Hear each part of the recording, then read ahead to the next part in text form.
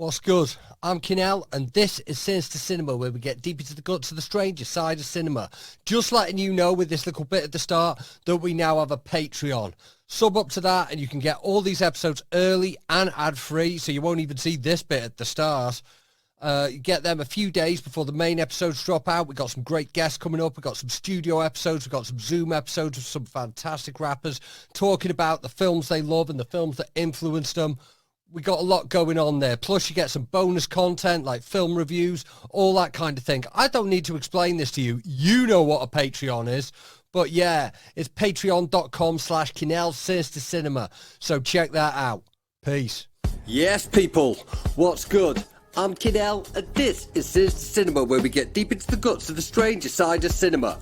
Kinell Sinister Cinema is brought to you by Forgotten Sons Apparel. Check them out at forgottensonsapparel.co.uk. Forgotten Sons Apparel is a York-based streetwear brand drawing inspiration from alternative culture, tattoos, film, classic TV and cartoons from our childhood. In our own words, if you like our stuff half as much as we do, then we like it twice as much as you.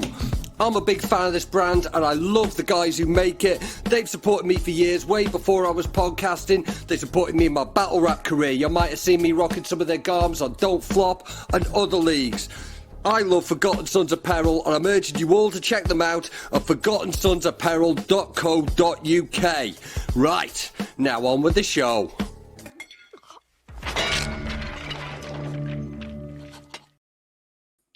Hey, what's good? Kinell from the KSC. Once again, you know what it is. Check the outfit, man. I'm matching the flipping background here. Look at this. And the shorts match and all. And I've just got, literally just this second, been messaged by Danny Jack to say he's bought the exact same blood clot outfit. Obviously the influence is spreading. It's been chaotic times. I'm sure you're aware that it has been very chaotic times indeed. And my main Twitter got nuked. So I lost all my DMs with people I was trying to sort out for guests, which is why I've had a couple of delays. And Twitter itself is going tits up. So it's been very difficult.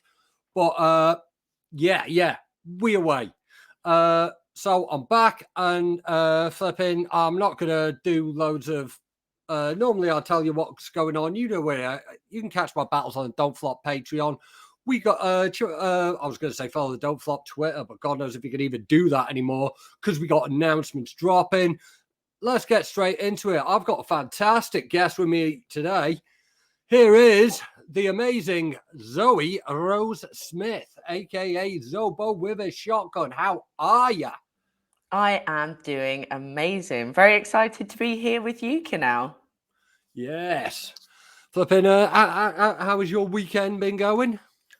It's been pretty good. Went out Friday night, partied a little hard, hence the slightly croaky voice today. Still recovering. I'm, realizing that in your 30s, so you don't recover as quickly anymore. So that's been fun. And then yesterday, just had a chilled day in the sun. And this morning, I went on a little 2-hour run in the sunshine, just getting out in nature and chillaxing and relaxing, basically.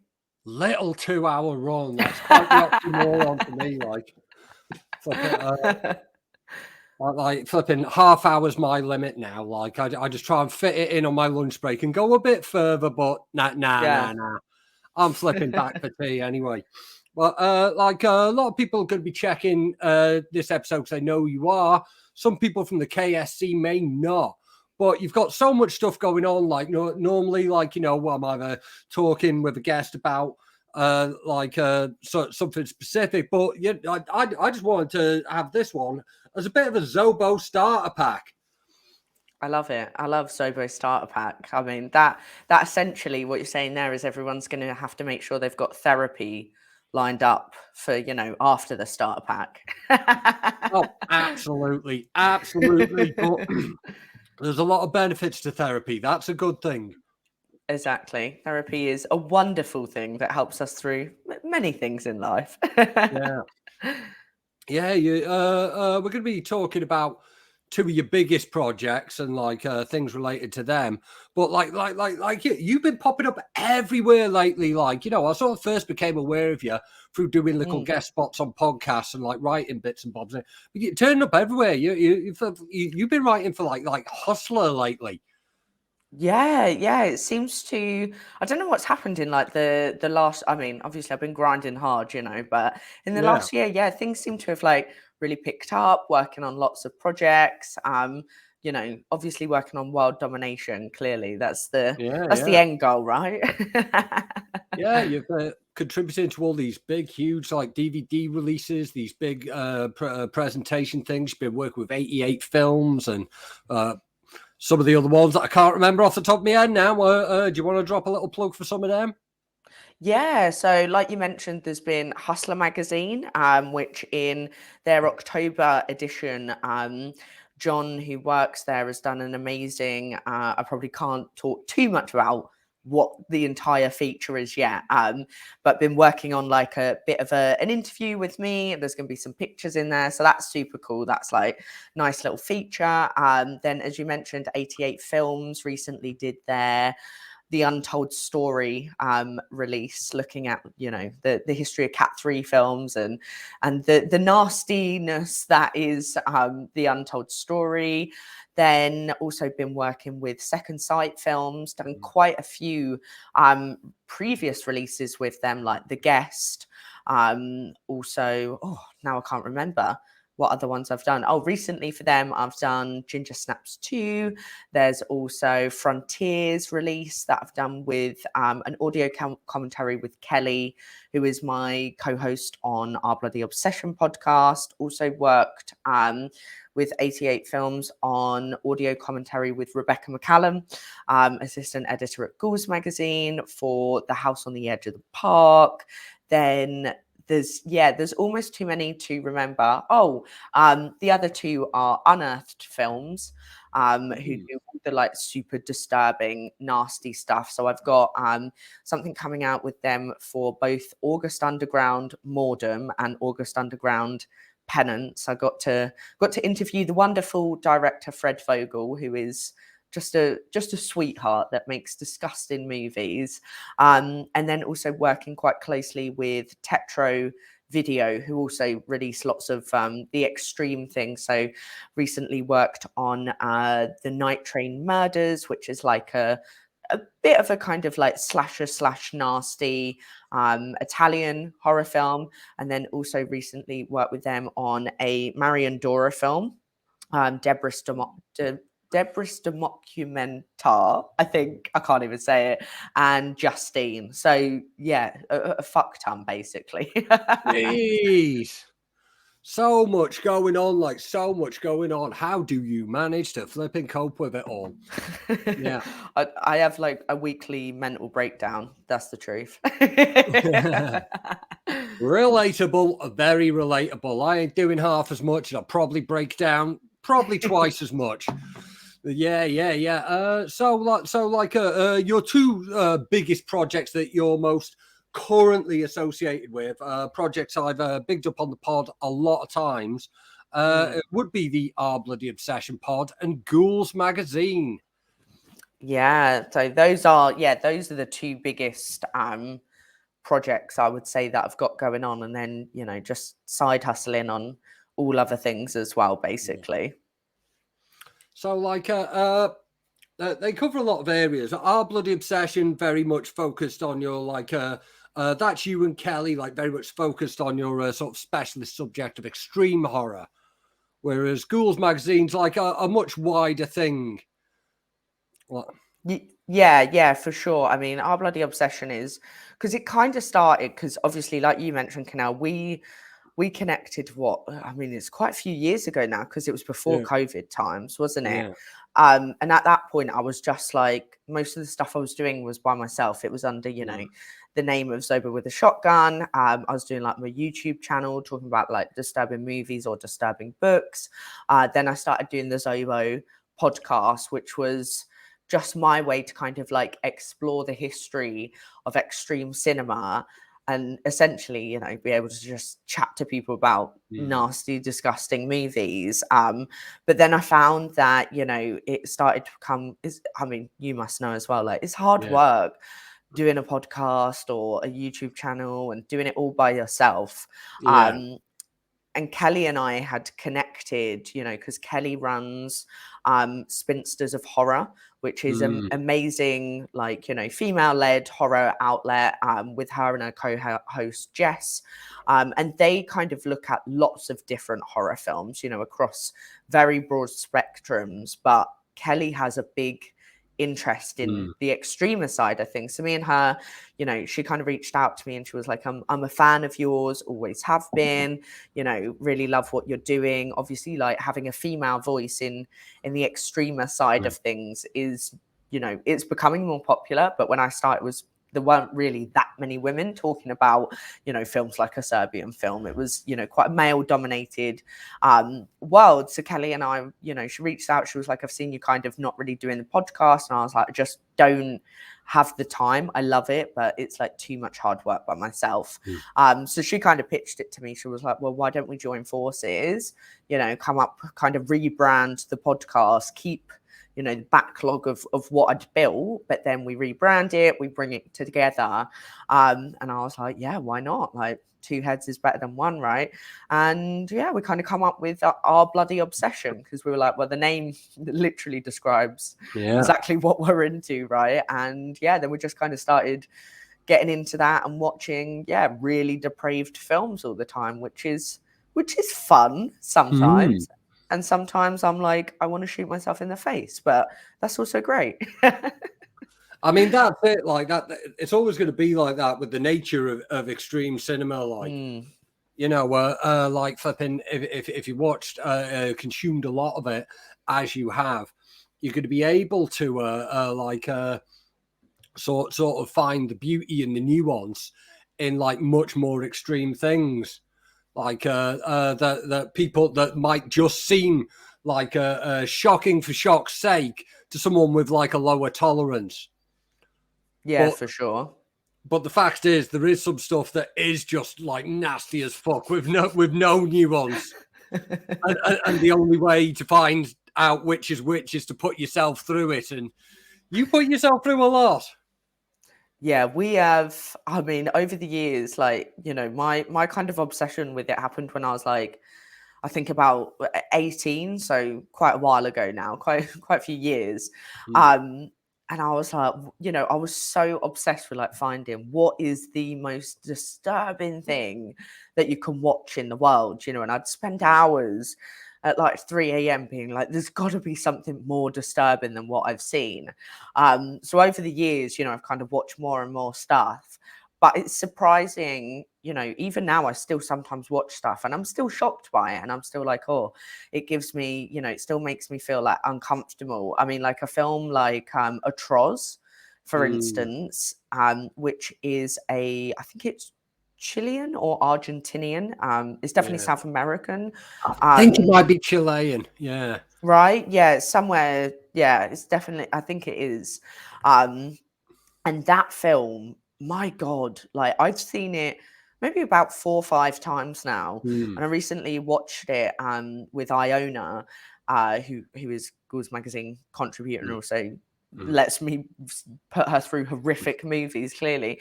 And I rewatched it with her and I was like, it's still making me really uncomfortable. It's still like pushing that boundary. And I think that's kind of the like exciting thing about extreme stuff is you can have seen it, but even like as you get older, your tastes kind of change. And sometimes you do go back and watch stuff and you're like, did I really watch that and not feel affected like the first time? And it's more shocking now. It's crazy.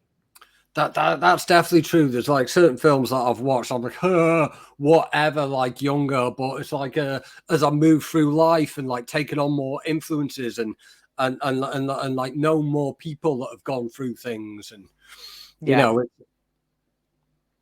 and like it's like so, some of the stuff that affects me most is like stuff where it's like from the point of view of an unreliable narrator, like because of like, you know, I was in a coma like years ago, and And like I was dreaming throughout the whole thing, solid month of dreaming. And like a lot of that is like memories to me. And like it took me a long time afterwards to sort of like separate everything out, like what was real and what wasn't.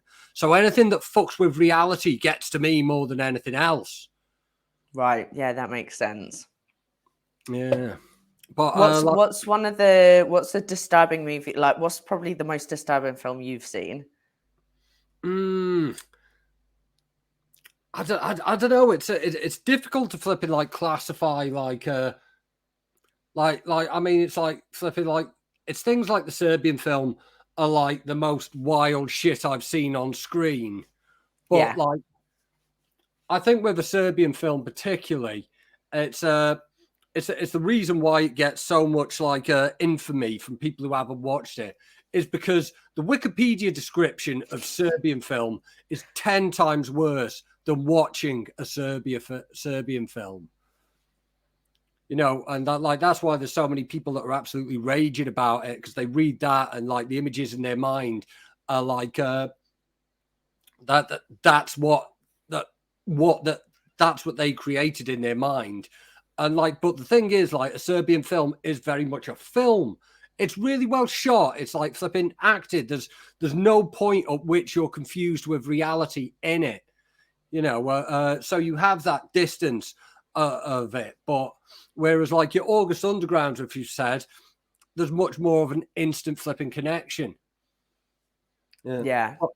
But I'd say the film that got under my skin the most, like flipping, I'd never cried at a movie until like flipping like April 2020, and what should we call it? It was my birthday, and like 3 weeks to stop the spread had just gone on a little longer, and I just sort of like hit this emotional sort of level that I was dating a girl from London at the time, and like it was like, shit, when am I going to be able to see my girlfriend again? And like it kind of like opened up something. And I rewatched a film that I love, and I know you're a big fan of, Lords of Chaos. It's my background right now. Yeah. and like particularly the bit at the end, and it's based on a true story.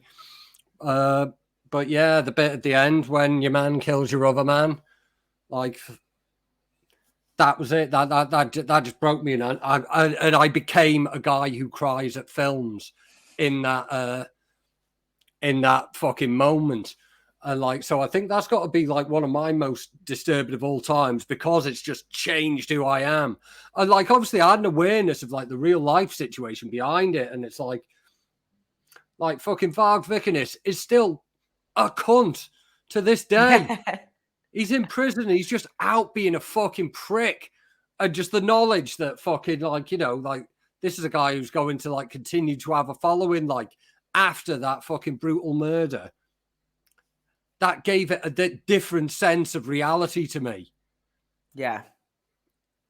Yeah, I feel like you're completely right there. Like a Serbian film, you know, like you said, I mean, I personally love that film. Like it's a bloody amazing film, but like so many people are scared to touch it with a barge pole, right? Because of that, also that one scene, you know, you hear newborn porn and you're like, no, which, you know, to an extent, I'm like, fair enough. Like it's quite an extreme kind of, you know, wording. But I think when you watch it, you're like, it's so fake.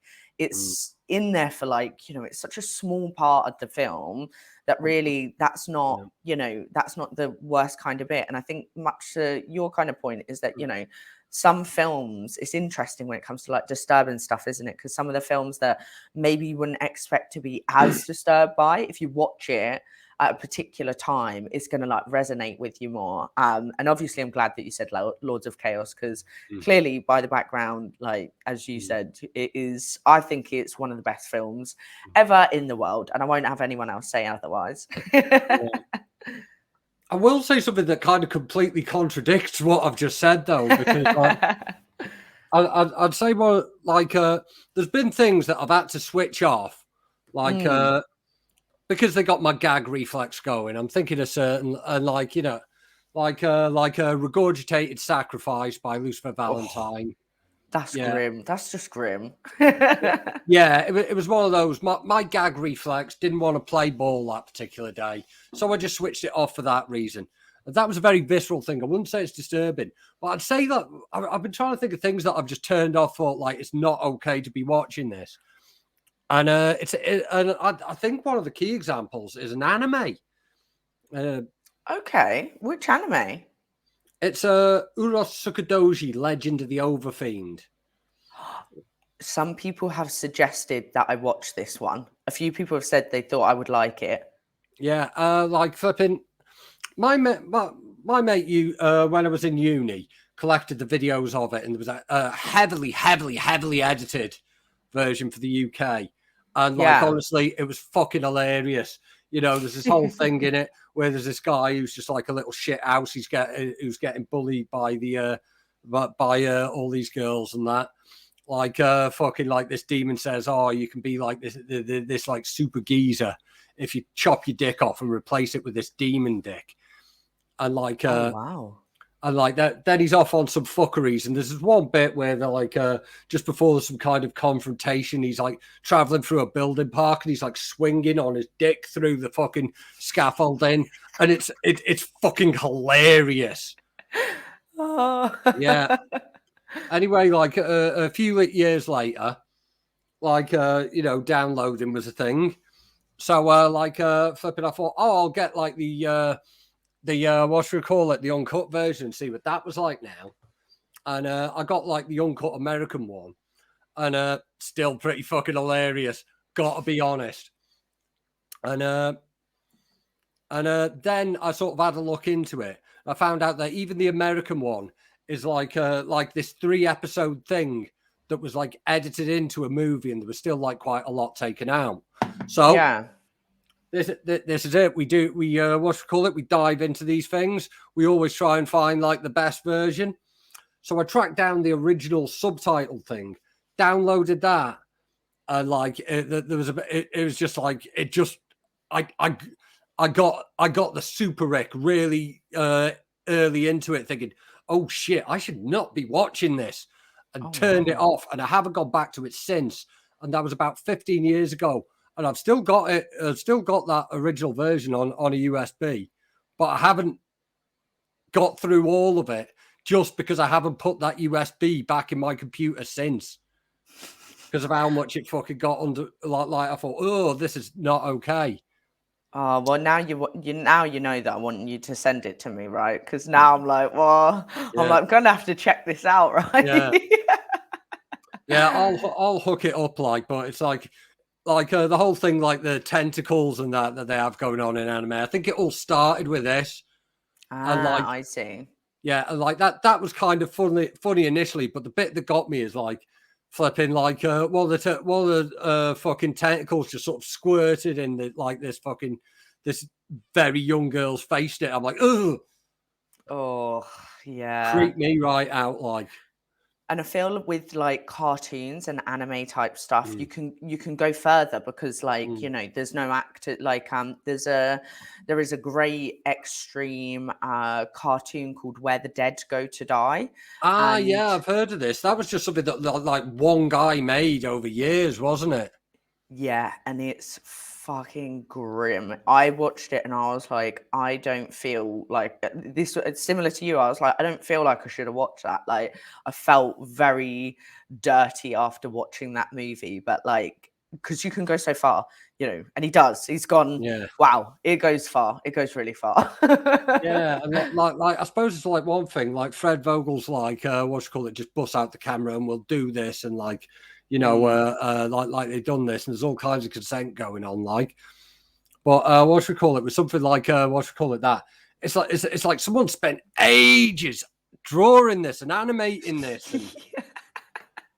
yeah, they put their life in, like, imagine sitting in your bedroom drawing these things and being like, and I'm gonna translate it on the computer, make it look all good. Yeah, there's something that feels a bit sick in doing that, isn't there? Yeah. Yeah, I'll send you over all the stuff later, and like it might not be as bad as I think it is, but like that's probably the only thing that's freaked me out enough that I haven't been able to go back to it.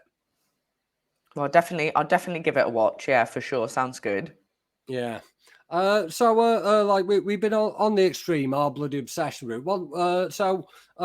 Going back to the whole thing of a Zobo starter pack, recommend us a couple of films, and if people fuck with them, they'd probably be down for a bit of our bloody obsession.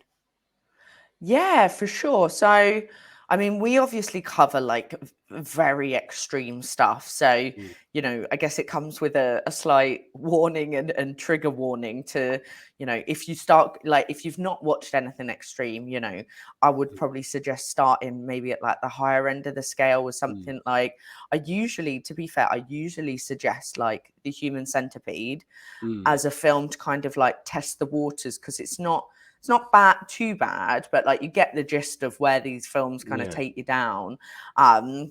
That's like a really good starting point. If you're ready to just like dip your toes in and go straight in and say, fuck it, I think I'm ready for this.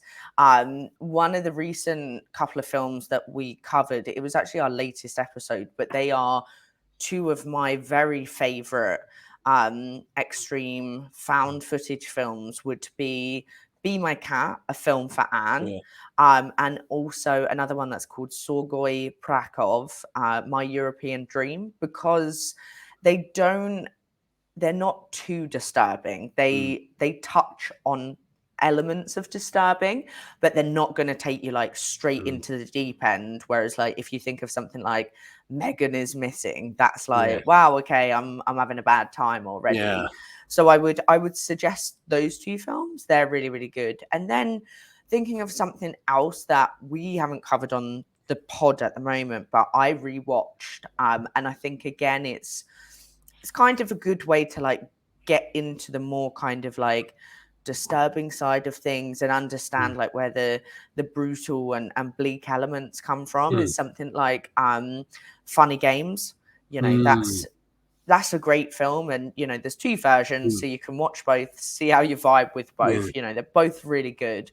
They're really, really good ones. And then one last one I would suggest, and I think the reason I suggest this as a film is because it was my introduction to extreme cinema. And I think if you watch this film, it is on the heavier side, but you're either going to go, it's for me or it's not, right? You're going to know whether you're going to be able to, one, listen to our bloody obsession, but two, go on and like actually test kind of more the extreme side. And it has to be Cannibal Holocaust. To me, it's like the OG. And if you don't like Cannibal Holocaust, you're not going to like extreme films. It's kind of as simple as that, really, right? Yes. Yeah. It's so good. Like, it's so good. It's so disturbing, but it's got everything in there that you're going to eventually run into if you start to watch extreme films. Yeah. I'll watch call it. I'll give people a heads up, because like I know a lot of people are like sort of like quite intimidated this film because of the real animal violence in it. So what I will say is that you can get a version with the this violence specifically not in there, and that's a version on 88 Films right now in 4K. So if that's the specific thing that's putting you off, then that's something that people can access quite easily. I tend to watch it with the animal violence, which seems like a wild thing to say, but it's because it's supposed to be like such a horrible experience, like, and I go maximum horrible for it. Yeah, it's not that I suggest watching it with the animal cruelty, because much to your point, like, for a lot of people that is, it's not nice to watch. I love animals. I'm an animal lover. So that really upsets me as well. And like Kelly, my co-host, she's a vegan and a vet. So poor thing, when she first watched Cannibal Holocaust, she was like, oh my God, really? And I was like, yeah, but she also kind of said how much she appreciated that it is an example of, kind of a film of its context, of its time. Also, obviously, at that time, Italian filmmakers, they had a slightly different idea and understanding of animal cruelty, or, what they were doing within that. And I think, again, if you are going into extreme stuff, there's unfortunately a lot of animal cruelty in a lot of different films. So I think it's kind of like understanding what you're going to end up getting yourself into. You know, if you start watching like Marion Dora films, for instance, there's a lot of animal cruelty in that. Even in some of the, you know, necromantic, so many of them, they have elements of animal cruelty. So, but yeah, it's yeah. I think it's what's the Australian film, Waking Fright? I still haven't seen it, but I've heard it's got like like something bad with a kangaroo, right? Basically, it's kangaroo hunting, and but that was something that actually went on in Australia at the time, right? And they didn't like shoot kangaroos for the film. They went out and filmed some people who were going kangaroo hunting anyway. Yeah, exactly. You know, it's a simple thing like necromantics documentary footage. But the interesting thing is with Waking Fright, because that was like quite a wide release in Australia. Like people were so horrified, like seeing the reality of like kangaroo hunting that they knew went on. It was banned, like kangaroo hunting itself was banned in Australia off the back of it. So actually, it was kind of like a good thing in the end, right? I mean, technically, the animal cruelty in that film has saved a lot of animals. There's been like no legal kangaroo hunting since the since the 1970s in Australia. So yeah. Well, and there's also, you know, obviously I'm going on a bit tangent, but also with it kind of like the animal cruelty stuff. You know, I'm a meat eater. I eat meat, I eat chicken, I eat steaks, you know, and I'm kind of like, I feel it's very difficult to get on a high horse about animal cruelty in films.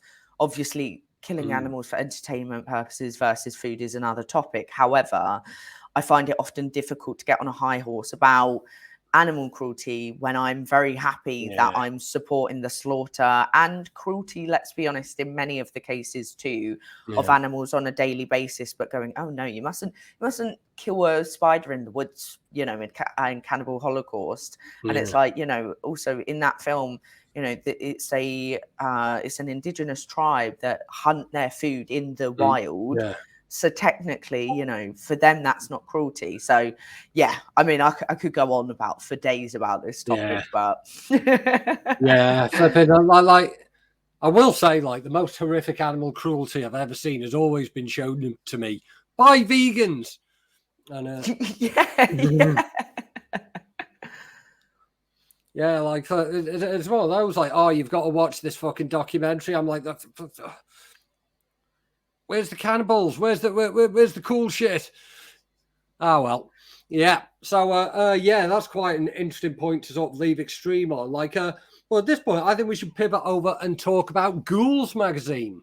Ghouls Magazine, something I'm very much a fan of. I'm a subscriber. I follow the podcast. I check everything that comes on there. I reference it a lot on this show. I've had various people from Ghouls on. And like, as I say, like, this is the most sort of important media for me to consume when I'm looking into films I like. Because if I need the straight white guy's opinion, I'll watch a fucking film. So like, I feel like it's important for me to get like other sources, and Ghouls is my primary source. Well, thank you, Kinell, for constantly supporting us. Because yeah, I know lots of the Ghouls have podcasted with you and come on the show and stuff, and everyone always speaks very highly of you and very, you know, nicely of you. So we are supporters straight back as well. Yeah. Excellent scenes. So for the like maybe two people who are listening to this that don't know what Ghouls Magazine is, do you want to give us a little breakdown? Yeah, of course. So Ghouls Magazine it's a project I started in lockdown. Like you said, you know, we had lots of free time. I mean, me and you were always connecting. We were always on, I think it was like Strong Language and Violent Scenes, RIP to that wonderful podcast. They were always doing like great Zoom hangouts, and we were getting drunk and doing stupid stuff on Fridays, which was amazing.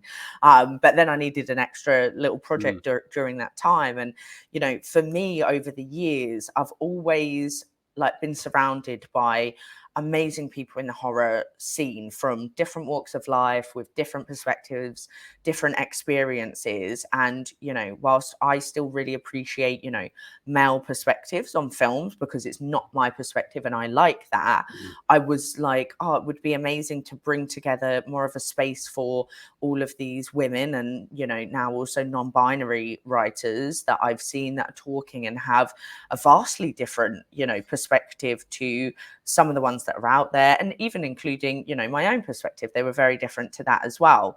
So I was kind of like, how could I do that? How could I bring the people I know together? And from that kind of, you know, Ghouls magazine was born. It's, you know, it's a space for both women and non-binary writers to talk about horror through podcasting, reviews, editorials, and really bring like a female perspective to that. And obviously we also have, you know, non-binary writers, but it's kind of focused within that kind of feminine sphere. But we are kind of, you know, branching out and really just focusing on bringing a different kind of perspective to the world of horror and really focusing on it. And, you know, it's been doing amazingly. We have like such a phenomenal team of writers, people involved. And I guess for me, you know, I feel every day I feel lucky to be able to, you know, work with the people that we have at Ghouls magazine, get the opportunities we have. And, you know, also just chat in our little group chat on WhatsApp. We was saying the wildest shit all the time that I'm like, I don't know it's like a little cult. And I'm like, I'm like, let's not screenshot any of this because we are weird in there. Flipping like flipping WhatsApp groups are where it all does get the most chaotic in it. Yeah, they are. Wow. You know, I'm like, I hope my WhatsApp never gets leaked. So like on a similar thing to like, obviously, because it's like a much wider church, like my favorite thing is that like it used to be people had like come to me like say like, where could I look at some kind of like horror coverage that isn't like straight white dudes or whatever. And I used to say like this person, this person, this person, this person, this person, and fucking tagging 20 fucking people on now Ghouls mag, go there like, and what you call it, if there's someone you fuck with on there, go and have a look what else they done. And it all kind of like branches out because there's like kind of like a little extended network in it, like. Yeah, and that was really the goal with it, was that, you know, similar to you, if someone asked for, oh, you know, where can I, you know, find more information, or someone that, you know, a female that talks about this particular topic or this topic. And it was very much the same, doing the whole, you know, tagging everyone, being like, oh, you know, and that's really like my goal with Ghouls magazine. Because when I first got into like podcasting and horror journalism, you know, it's a competitive space. It's difficult to get into. You have to work hard to get, you know, where you want to go. I mean, I've been doing this, you know, now for like over 10 years. And I love it, but it's taken a long time to kind of get anywhere where I wanted to be, you know, and that was through working hard, you know, trying to find opportunities, getting rejections, getting no's, you know, connecting with people, really just grinding at it. And, you know, I was like, for a lot of people, that's where they, you know, they might want to eventually write for Fangoria magazine, let's say. And, you know, my kind of goal is to support writers or creators, podcasters, in having a place where they can get, you know, their work published. They can start to get their voice out there if they haven't already, and then go on and do, you know, bigger and better things. Like, that's kind of how I see Ghouls magazine. And obviously we do also get to work with amazing people that are already, you know, well established in the industry, that, you know, want to collaborate with us or want to, you know, get published with us, which is, again, you know, just blows my mind that this kind of small project is now where it is. But yeah, for me, it's like creating that, it's almost like a community, and like you said, a network, a community, and just being able to help people, you know, build on that and spread their, you know, spread the word, spread the perspectives, and connect with other people. And I'm, you know, I'm just so glad that like people are enjoying it, and that, you know, everyone gets to kind of talk about horror, really. Yeah, I think it allows people to like sort of really write about what they actually want to write about. Because when everything's separate and everyone's got their own blog, and you're trying to get people onto your blog, I feel like you don't get as much say in what you do. You've got to like be like flipping like the latest post is like Black Mirror ranking or whatever. You've got to write about the flipping thing that's getting the traffic. And when everyone's doing the same thing, they've got their own individual blog and everyone's competing for the same traffic. Yeah. Then it sort of limits creativity just by like people being slaves to search results. So I think that's something that Ghouls has done, is like it allows people to really talk about what they actually want to talk about. Yeah, it does. Because you're right, like when I set my blog as well, very same, doing listicles, doing this, because it's like, well, you've got to keep the search rankings up. You want the website to do well. And obviously there's an element of that at Ghouls. We do lots of lists, and we do some of our kind of like I work my day job is in marketing and content, so I'm well versed in that sphere anyway, so I can kind of work strategically to plan that bit. But like I want the writers to have, as you mentioned, that creativity, that freedom to say, hey, I want to write something about, trauma in a particular film, or a very personal experience, or picking up on, a very small, sometimes Kim Morrison does crazy lists, that are, I mean, she's obviously the queen of horror lists. We're all well aware of that. But, we have writers and they'll pitch something that maybe is a little bit different than what you might typically read, or they've picked up on something really, really kind of like particular niche in one film, and they've want to write like a 4,000 piece article on it. And I'm like, well, I would have never thought of that, and I'm pretty sure no one else would have. But there's people out there that will go, fuck yeah, that sounds amazing to read. And it's like, those are, like you said, for me, I'm like, that's the shit I want to read. I want to read like cool stuff that no one else is writing about, that is because of that person's, either the way their brain works, they're creative, they pick up on these cool little bits in different films, or a very personal piece. Like personally, I write a lot about my own like mental health, or things that have happened in my life. So I write from that, and I like doing that because I'm like, that is completely my thing. No one else can write about that. Obviously I also like to write 5 of the sickest scenes in an extreme film, but like you said, that's on every website, whereas something about maybe like self-sabotage in a film is not coming from someone else. So it's super cool, like having that space for people to be able to write what they want to write. And when you're doing the what's we call like get the clicks in things, because you've got such a wide talent pool, you just get the person that wants to write about that particular thing anyway to do it, and like no one's like grafting out stuff that they can't be asked watching.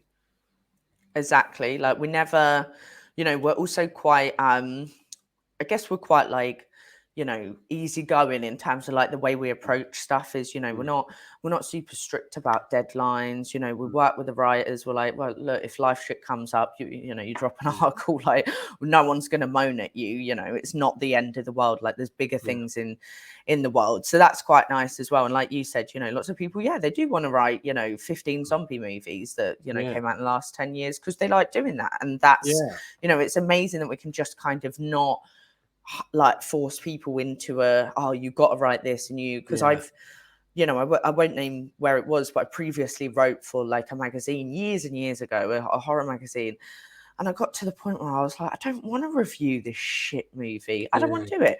I don't want to do this news piece. And I was like, and if you haven't got the passion and you don't love writing or podcasting or doing what you're doing, what's the point? Like it ends up and you're like, oh, all right, here we go, and another podcast episode, great. Like, and people pick up on that. Like if people can hear you're not passionate about something, they're immediately like, why are you doing it? Right? It just seems like a waste of time. Yeah, it's long, isn't it? But this is going to be a much harder question than when I asked you to do it for our bloody obsession, which is quite, which was, you know, the world of extremes quite big, but it's a sphere. What are some films that you'd recommend people to check out, and if they fuck with that, they get on a bit of ghouls? Yeah, so I've been thinking about this question because this is a tough one, because obviously we're a collective of people with very different tastes, but a lot of us gravitate, because we are, you know, because we do identify as, you know, women or non-binary. A lot of us gravitate towards films that are either, you know, got a strong female lead or a female directed. We gravitate towards a lot of those kind of like good for her horror films. So, for instance, one that is a major favorite between us all is Ari Aster's Midsummer. For us all, it's a very cathartic kind of watch. We talk about it in the group chat a lot, how much we love it. Obviously, we go down and we're like, yeah, put him in the bear suit. You know, if one of us is like going through a breakup or something like that, we're like, yeah, let's get him in a bear suit kind of thing. So we love that film. So that would be one of them. Another film that, as a collective, we always talk about and really like is the Texas Chainsaw Massacre. Again, you know, Sally Hardesty as kind of that strong final girl is a very important thing to us. And you'll see on the website, we have a lot of articles that talk about final girls in movies. Another one is, you know, kind of the Scream series, lots of final girls in there, really kind of like gravitate towards those. I would say as well, a lot of us, not all of us, but a lot of us find that there's something we get out of rape revenge films.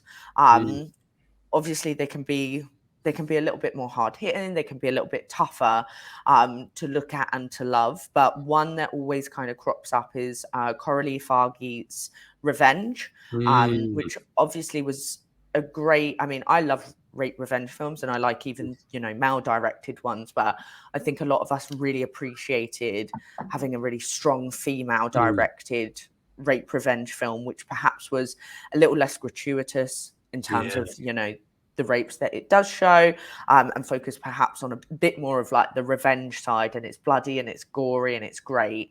And then I would say another film that we all really love is Julia Durkanow's Raw, and also actually her Titan as well. But Raw is like, I think another topic that we talk about a lot at Ghouls Magazine is kind of like sexuality, queerness, coming of age, all of it, because a lot of us, you know, a lot of us are queer ourselves. A lot of us like to talk very openly and liberally about sexuality, and kind of like, you know, that can be a very female-led thing as well in film.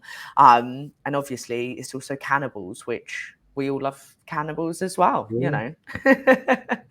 Do you know what? That sort of brings me on to a thing that I've like, I don't think I mentioned it on like this podcast, but I brought it up on like every other podcast I've guested on.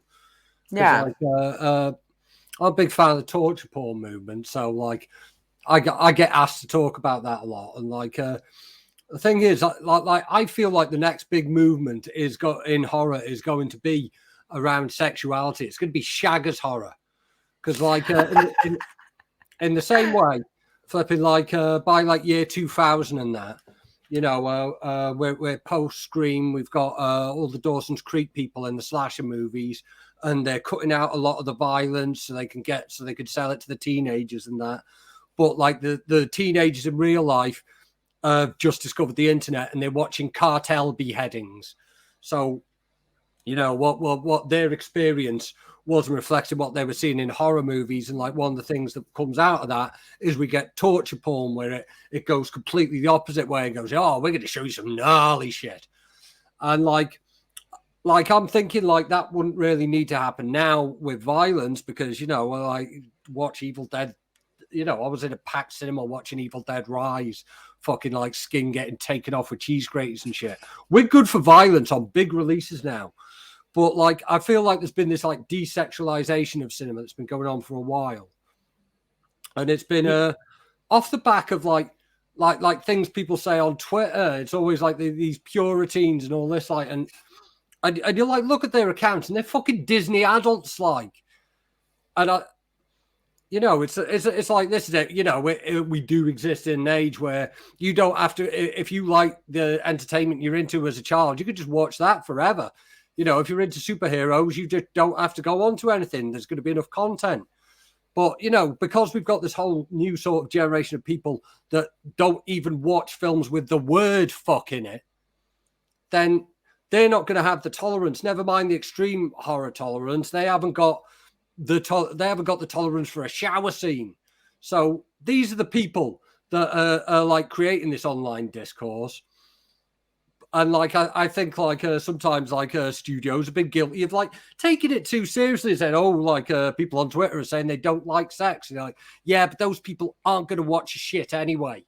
So I think like the movement now is going to be like, I've been calling it shaggers horror, and I think like it's going to come in a big way, and like people are going to say like the fucking like the equivalent of Texas Chainsaw Massacre remake, fucking Hostel Saw of that.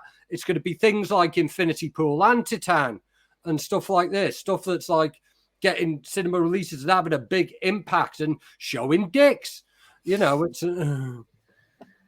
Yeah, no, for sure. I mean, I've got to say, I actually love the term shaggers horror. That is amazing. But I completely agree with you. Like, you know, like I loved the new Hellraiser because I liked it. It's different from the original Hellraiser. It's its own film. It's its own thing. But, you know, I think, you know, part of that kind of conversation that you were saying about, like, you know, that desexualization and people talking about that, a lot of that stemmed from the element that Hellraiser stripped out the kink, the BDSM, you know, and I recently rewatched that film and I was like, it's horny, it's kinky, it's amazing. I love that element of it. And we have a lot of horror films have kind of lost that. And, you know, I think of films like, you know, obviously you mentioned there Infinity Pool. I love that movie. I loved that it was so bold with what it showed on screen, especially the uncut version. You know, you get a cum shot. That's great. We don't get enough of that. And then I think of a film. I think of a film like Excision. Oh, you've got it as well. Yeah.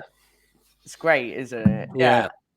And I think of a film like it's an older film. It's from 2012, but Excision. You know, it's about. It's so good. I was literally talking about that film yesterday on one of the Soho after party. Like, right? I mean, it's one of my favorite films because it's like she is just. It's okay for her to like be. You know, she's having like an orgy with people getting beheaded and there's blood and it's disgusting. And I'm like, we need more of that. Like, there's nothing wrong with seeing sex on screen. Everyone does it. Everyone likes it. Like, let's have more. Let's have more kinky, sexy horror films. Yeah, for sure. Shaggers horror. Yeah. I'm behind it, Kinell. I'm behind it. This is why I think shaggers horror needs to be the fucking move. Is because like people say like, well, fucking people, like there's less sexuality because people can see pornography online. I'm thinking like, well, that's the point. The point is you're not selling your movie by having some tits in it now, because people could see tits elsewhere. So if you are putting nudity, if you are putting sexuality into your film, it's because that's the story you're trying to tell. And like there is a lot that can be said, and you're trying to communicate with people that have sexuality in their lives on a real level. You know, flipping like the fact that it's so easy to access nudity and sex online means that it's only people who are telling those stories now. Yeah. Well, and I recently watched, and I think it's actually playing today at Soho Horror Film Festival, starring Joshua Tonks, who we all love, amazing person in there. And it's called The Latent Image. And I saw it last year at Soho Horror Festival in November. And it has great sexual chemistry. It has some nudity, and it has an amazing gay sex scene in it, which was so well acted. It was so sexy. It was so, you know, and I was like, we need more of that. I was like, why is there not more of that in film? Like, and you know, some people would obviously be like, oh, but do you need it for the plot, right? And it's like, well, that one, yes, you did. Like, it built on the plot. And I was like, a lot of these films, the plot is stronger if you make it seem real, and sex is real. It's not like people walk through lives and go, oh no, no one does that. Like, that is probably one of the biggest parts of being a human is sexuality, sexual attraction. And so it's like, so why wouldn't you have it in horror films? Like, and it goes so hand in hand, you know, it works perfectly in a lot of these films. So Shaggers horror, let's go. I mean, like flipping, like, you know, the key point in like most horror films is someone making a stupid decision. Number one reason for fucking stupid decisions, certainly in my life. Mine too. Mine too. Yeah, exactly. Yeah, flipping, like, you know, you can't take the main reason that people make stupid decisions away from horror. Like, otherwise everyone's going to be acting sensibly and not getting in any trouble, and we can't have that now, can we? Yeah. But yeah, I think we're gonna wrap it up there. Like, I mean, yeah. So plugs and that. What we obviously know that people need to subscribe to Ghouls Magazine, Our Bloody Obsession. Where else can people check you? Yeah, so yeah, they are both Our Bloody Obsession Pod and Ghouls Magazine. Very, very easy searchable across all social media sites. Obviously, we use Twitter a lot, but as you mentioned earlier, Kinell, let's see what the future of that holds. But on all of the other social media sites, me personally can find me as Zobo with a shotgun on Twitter, Instagram, Facebook, wherever. Also now do TikTok, but that's just a mashup of random cat videos and me faffing around to music and not knowing what the hell I'm doing on there. So probably best not to go there and follow me. But yeah, just find Zobo with a shotgun. And I am doing random stuff on the internet sometimes. Excellent scenes. We mentioned Soho Pride there. If you're on the Patreon, that'll still be ongoing at the time this is uploaded.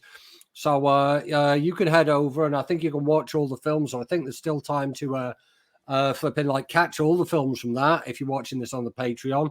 And you could also, what should we call it, check the Ghouls panel. So yes. Yeah, so people will be able to check that. In other things, yeah, flipping, big up for everyone for subscribing. Do the YouTube things if you're a YouTube person.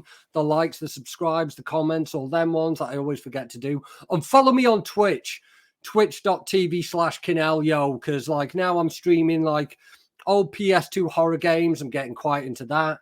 I think I'm on 30 followers and I need another 20 to monetize the shit. So back me up, throw me a follow. And yeah, safe. I'm Kinell. This has been Sinister Cinema. Big up, Zobo. Peace.